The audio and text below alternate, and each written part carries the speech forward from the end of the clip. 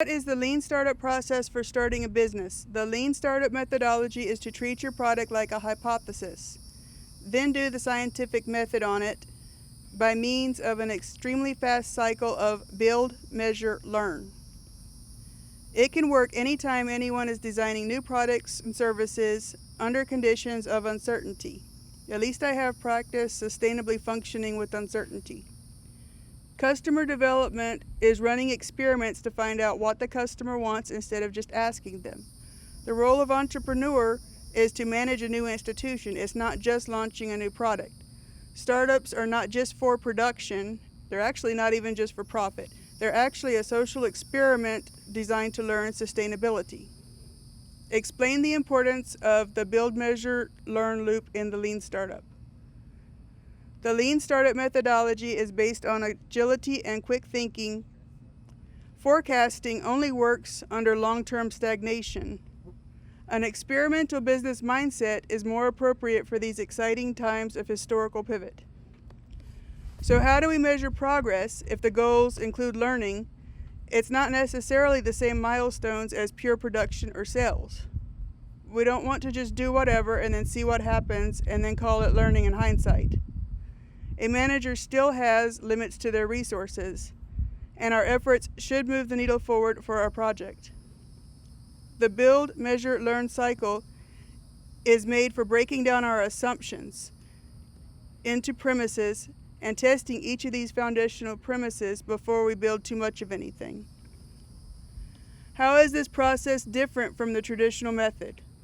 Planning and forecasting are only accurate when based on doing the same things the same way that they've always been done.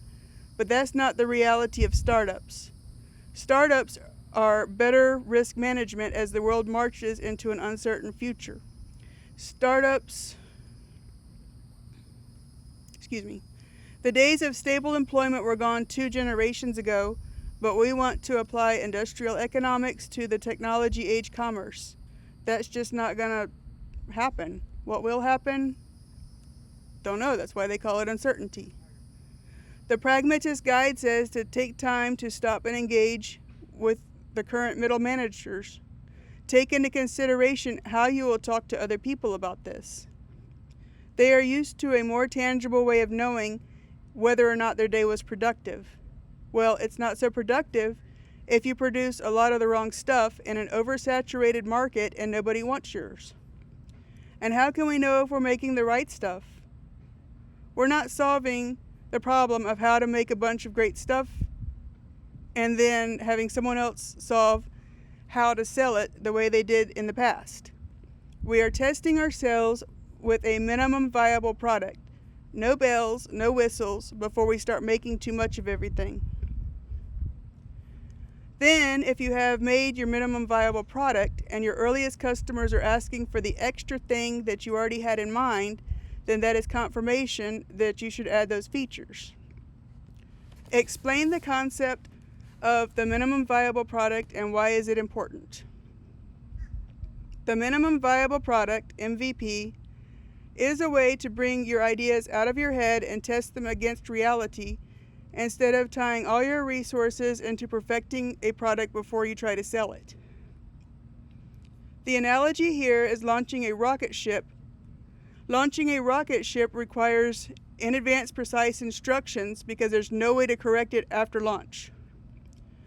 Unfortunately, too many startup plans look like they're trying to launch a rocket ship. Startups are more like driving a car. The plans to drive a car means just make sure the nut between the pedal and the steering wheel is screwed on right. You never know what the customer is going to do with your product.